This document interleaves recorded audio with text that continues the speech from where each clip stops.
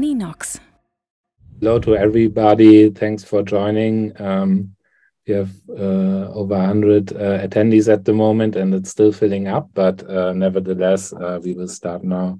And I would like to start maybe with a couple of slides just explaining the scope of 3.9, the background of 3.9, and then we will jump over to a demo, and I will share my screen in a second and hope to get the slides here on the virtual projector. So release 3.9, currently in rollout, already available on the public cloud, in rollout to our private cloud customers, is an important step for Ninox. It's mainly targeting more advanced use of Ninox, and in order to illustrate what's in it, I prepared those slides here. So we will have a short look at admin portal. So what is the new admin portal? We will talk quickly about the process monitor. What is this and why it is there? And then we will actually look at those two features. And in the end, I think we scheduled 30 minutes. So if we still have a little bit of time, we would also be available for your questions or your ideas on how we can go ahead even beyond 3.9, because the roadmap is packed and stuffed. So this won't be the last release for this year. It's just one step further. And first of all, release 3.9 comes with a new admin portal. Actually, parts of that had been silently launched before. One or two users might have encountered parts of it already before, but now we're launching it officially on all the product lines. And the idea of admin portal is to kind of provide a central hub or a central interface for all administrative workflows. This had been scattered out a little bit through our product, and now we are centralizing all of that in one interface under one domain. And it comes with a completely redesigned and fresh and modern looking user interface. Also behind the scenes, we're using a lot of new technologies. So we worked on the design system and how we implement that all in our code base. And we're really pushing forward to kind of unify all of that through our products, especially through the public and private cloud, later on also the on-premise deployments. And it will be definitely the basis for a couple of follow-up projects we plan throughout this year and also in the next year. So you see a short glimpse here on the right side, and we will see this in more detail in a second in the demo. And then we introduced also another feature. It's called Process Monitor. So what is Process Monitor? If you have used Ninox extensively, let's say beyond the no-code capabilities, if you implemented trigger scripts or complex business logic, if you use the Ninox scripting language, then of course it's not always quite visible what's running in the background, and we want to make this visible. We want to give you the tools at hand to see what actually happens when a user presses a button, when a user enters the value of a field, and there's a trigger script running in the background, potentially calling APIs to other systems. So all those steps you want to make visible to you as an administrative user of Ninox, in order to give you the tools at hand to tune performance or analyze performance issues, also to analyze maybe problems in your scripts. And it comes really with a detailed log of all the steps you see here, maybe on the right side already on the screenshot, which are triggered by a transaction. So we will talk about that in almost a couple of seconds, because now it's demo time, and I want to show you all the features we have built in those two topics. Let me now switch out of the presentation and jump over directly to the web browser. So first of all, the admin portal. Admin portal is a little bit different depending on whether you're Ninox public cloud user or Ninox private cloud user. So I will first start with the public cloud. So everybody who has access to app.ninox.com and should be quite familiar with the screen here has now access to the admin portal. Just by clicking here on the wheel icon and then jump into Ninox settings or Ninox Einstellungen for German customers. And here we see it's giving me all access to my personal profiles, so I can enter my personal information here. I can also update the company information I had entered during the sign-up process.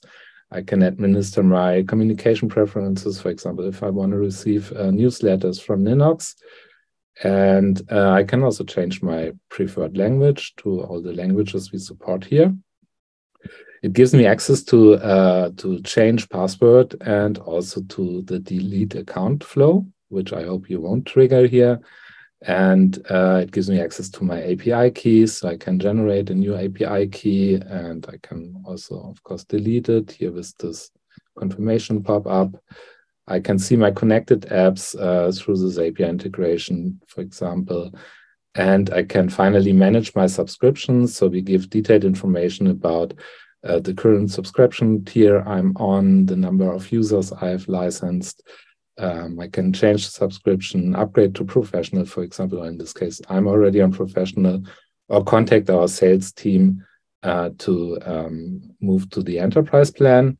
And here we have also the option to renew the current subscription. So this will, depending on the payment channel you used. If you're using the web checkout, it will be quite similar like this. If you used a direct invoicing, it would look a little bit different. But basically, it gives you a complete subscription management.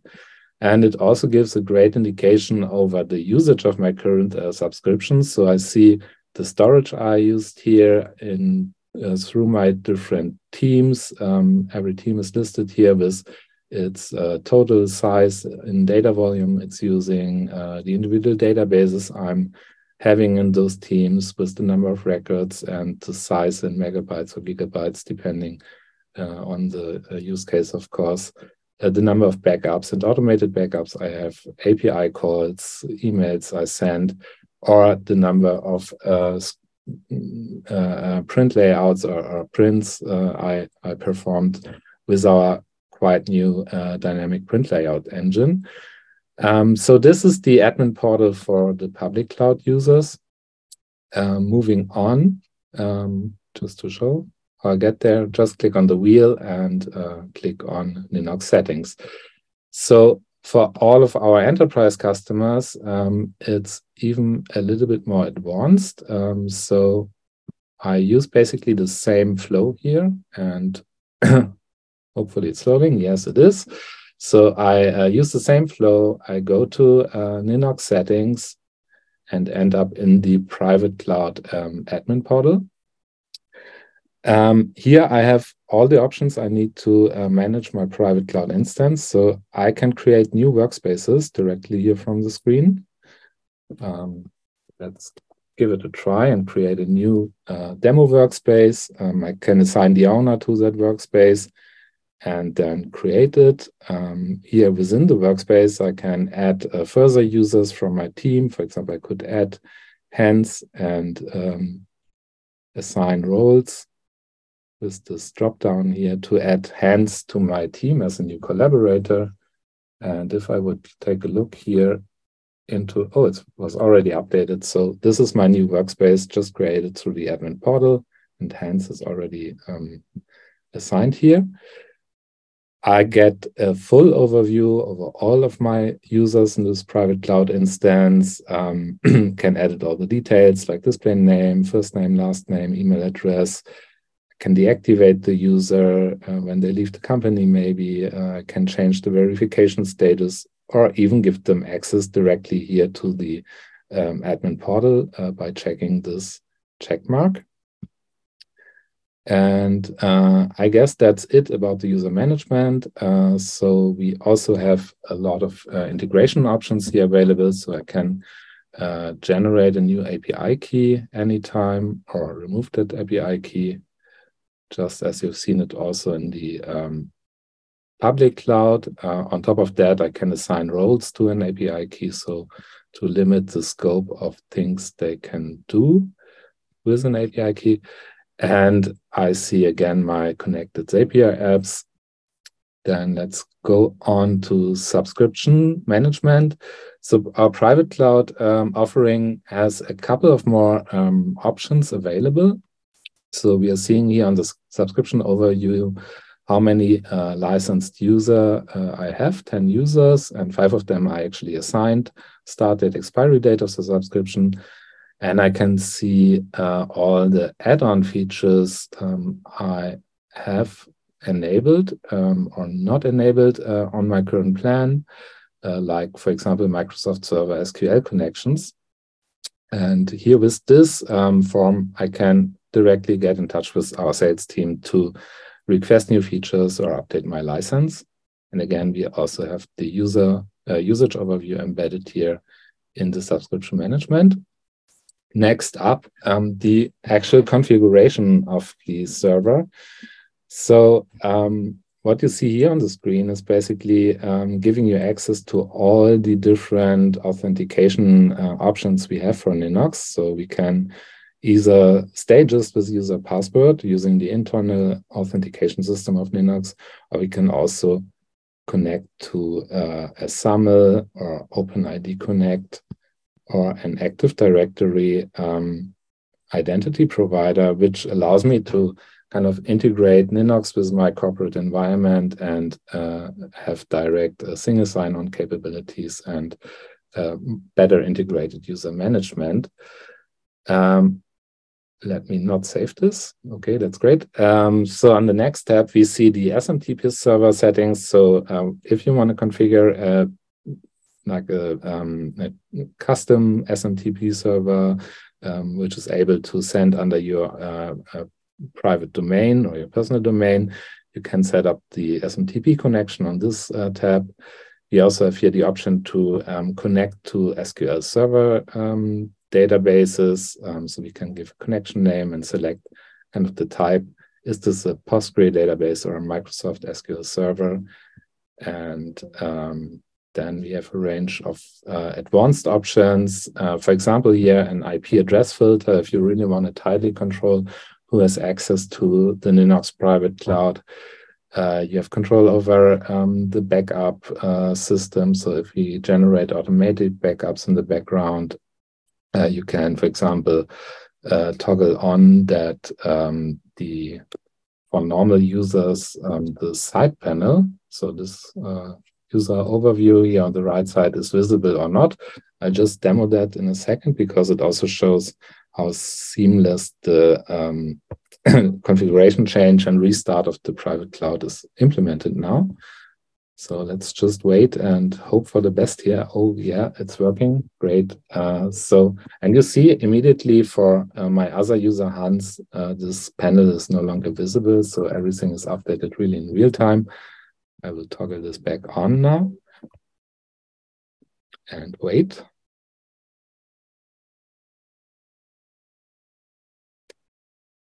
And a couple of more options, which are also described in our documentation. So next up, we're talking about the customization of the standard emails we are sending, the transactional emails we're sending, for example, during the reset password flows or the invitation flows. So you can also set up your own templates here in this panel to make it more understandable for your users, or also to include your own branding. And then we have one option, which is really now, I think, a milestone for every private cloud customer. So as you've seen, we can restart the private cloud instance here. You can also turn it into a maintenance mode. So consider a case where you want to make sure that your users are no longer able to change data because you have a complex migration planned. Then for our user Hans, now the situation would look much different if I find my right browser back here. So as soon as he tries to load the page, he will be prompted with back soon dialog. And we can, of course, deactivate that, go back to normal operations. Just waiting here for the restart. and Hans is able to continue with their work.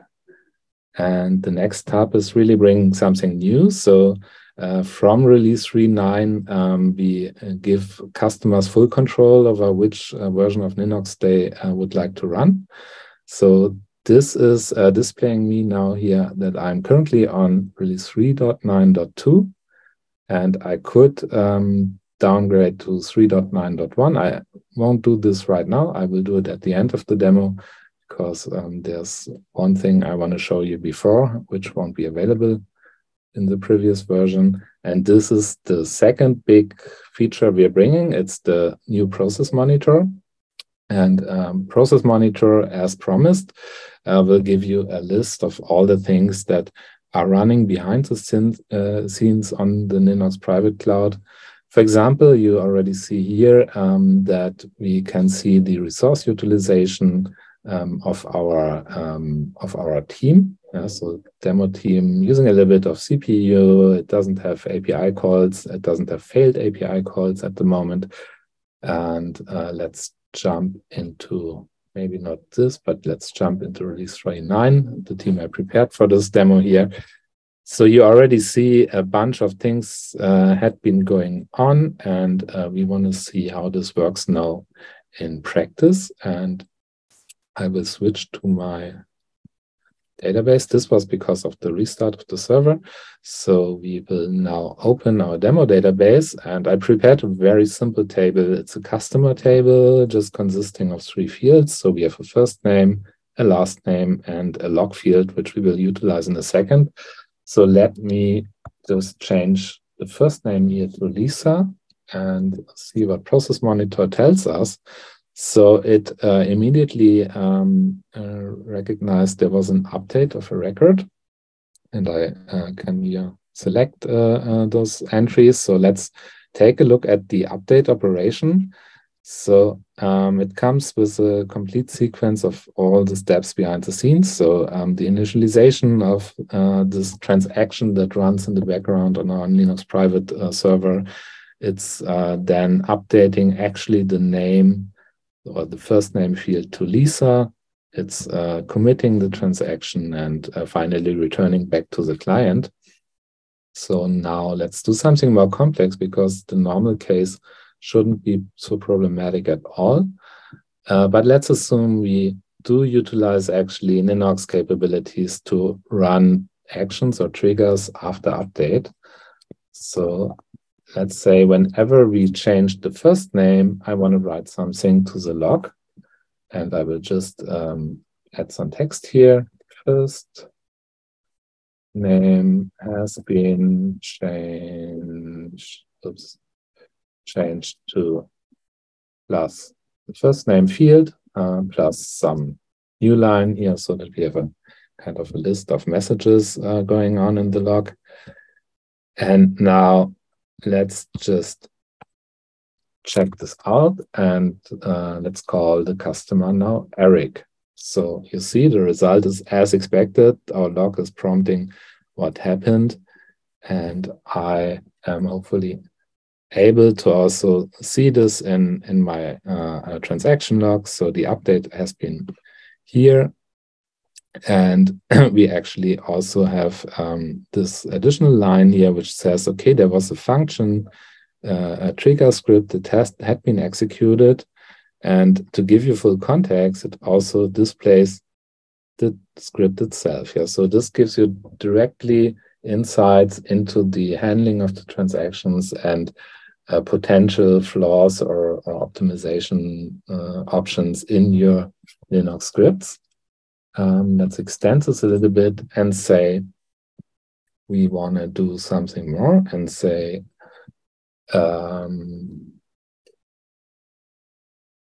this might be a more complex script which takes a little bit time. So I will simulate that by using the sleep function. So sleep 10,000 means we just wait for 10 seconds, 10,000 milliseconds. And we once again then update this log line here. And let's see how this illustrates now on the process monitor. So getting out of names here. You see this now does not immediately come back. And here we're seeing, okay, there's a transaction ongoing for 7 seconds, and now it's completed. Yeah, and we see again, okay, here's my function. It now tells me, okay, I slept for 10 seconds. That why it actually took 10 seconds. And now you maybe can see that this is a really powerful tool, because with those filter options, we could, for example, say, I want to see everything which took more than, let's say, 5 seconds. Yeah? So everything that takes more 5 seconds is normally quite problematic, or even if it's more than 1 second. So with this tool, you can quickly figure out what's actually going on, where are the problems. You get some information about who originated the transaction. Is it the user or system call? Who was the user, the responsible user? What's the status of the transaction? It could be also failed or aborted. So there are other statuses available. And you see the start time and the duration. And then once you find your problematic records here, you can go to the detail logs and understand what is going on behind the scenes, what is taking so much time. You also see it here on the timeline, basically. So a very powerful tool to analyze any problems you might have with Ninox. It also gives additional insights here, detailed resource utilization things, which might be relevant when you get in touch with our support team. And we definitely, in the future, will enhance this more and more with more insights and potential tips. We already included some link here to our documentation, how you can optimize your scripts. And you're also able to directly restart the workspace out of this interface here. So this is our new process monitor. It's available on the enterprise plan. It's available with release 3.9 for private cloud customers, currently in rollout. So if you want to get hands on this, connect to our partner, to your partner, or connect to our sales team to get the update. And yeah, this is basically what I wanted to show in the demo. I could go further. Any type of trigger, like the trigger on new record or trigger after update, would be also reflected in this process monitor. But I think you can already see where this will lead. And with that, let's take a look back on the slides. So I don't have any more content, but I would be here for any questions that come up now. So Tim, do we have questions from the audience? Yeah, so the first questions are coming in. So thank you for the insight. Very powerful tool, I think, especially for the developers on Ninox or the deeper technicians. So we have kind of like one questions regarding the admin portal or the Ninox settings. I think how we renamed them. So it's these two things we're meaning the same. And it's about the two-step authentication, how it can be done today, I think with Azure AD, for example, and what are our plans in the future. Maybe if there you can give a kind of like a short statement. Yes, absolutely. So we, I believe, support at the moment all relevant SSO protocols, if you want to name that in that way. So XAML v2, OpenID Connect, and Active Directory with Azure Cloud.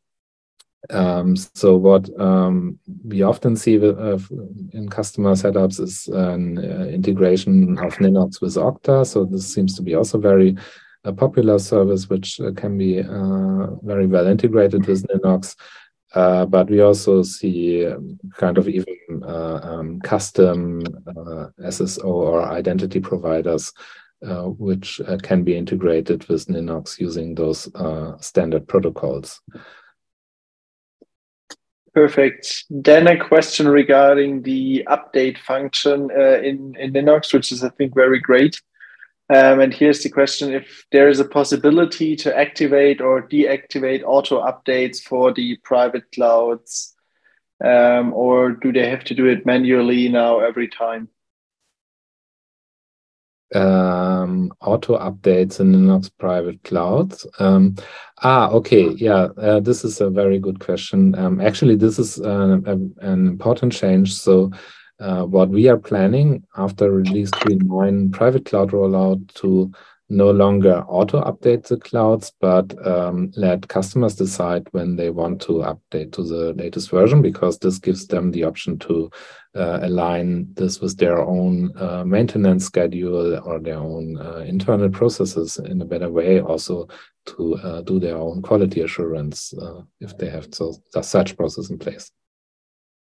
Perfect. I think you mentioned it already, but there's the question if the process monitor will be also available on public cloud, because kind of like persons want to find out where their databases get slow. So yeah, how there's the case. Yeah, so Process Monitor is a private cloud feature only. It's available on our enterprise plan, and it's also tailored functionally in a way that it kind of suits the private cloud setup very well. So we see private cloud as the environment that is up for scalability and where those features are more relevant. Perfect. Then a question regarding the on-premise version. First of all, will there be a difference to the on-premise, and when will it be available for 3.9? The on-prem will be available soon, but the process monitor won't be integrated with the on-prem because it's relying on external components which we cannot deploy in a customer environment. Okay, perfect. Then a question kind of like, I think it's also answered, will the public cloud generally have the same features as the private one? And I think we can say no, because we are enlarging kind of like the offer in the enterprise version, and yeah, giving a more differentiate view on the plans between the starter, the professional, and the enterprise version. Yes, that's exactly true. So all the foundational concepts of Ninox, like how you build databases, how you build user interfaces, all that are streamlined across our product lines, but certain integrations or advanced features might be limited to the enterprise plan, yes. Perfect. Then one very interesting question from my point of view. I think AI is in everybody's mouth. Is there any plan for Ninox how to adapt these trends? Yeah. Yeah, very good question, actually. So we are also trying to wrap our heads around AI, and I've seen a lot of AI stuff going on already in the community. So there's some really interesting stuff you can also see on our LinkedIn posts or in the Ninox forum. We also played around with AI. I think we will provide some, let's say, additional capabilities quite soon with our CRM offerings we're planning. And yeah, so don't hold your breath, but stay tuned, I would say. So AI is definitely for us a big topic. Perfect. So then, regarding the iMac and iPad versions on Linux, what will change there for the version 3.9? Oh, there's as you have seen, so admin portal as well as process monitor are not so much directly integrated in the app. They are running on their own domain or on their own path on the web browser. So it does not directly affect the app. Any transaction you run through the app, of course, is visible on the process monitor, for example, but there's no big change. Anyway, we are also rolling out 3.9 update for all the apps with minor improvements. Perfect. Then one question more regarding, I think, into our partner direction. if they are managing more private clouds, is there a possibility to kind of like update these at once, or is there something planned in this direction? Yes, yes, definitely planned. But not part of it. What can I say? So then we have one. I would like to have a status overview regarding the current availability of the public cloud, especially the API. This would be very helpful in case of API failures. Is there something planned, kind of like the process monitor? Okay, like a status monitor for Ninox services available to the general public. I think we know those concepts from other services. It's not part of 3.9, but it's definitely something we also understand that it's useful. Perfect.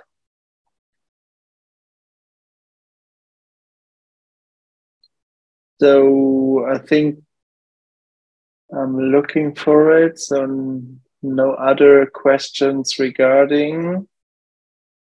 I'm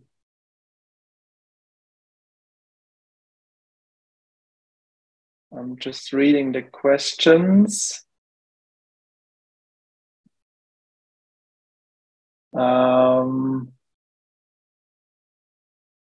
I think for the Ninox settings and the process monitor, we threw the questions. I see some questions regarding other topics in the chat, especially for support in cases like this. In this case, it's just please reach out to support@ninox.com or the other emails you're working on. So yeah, Frank, thank you very much for joining me for this webinar to show this great release with 3.9.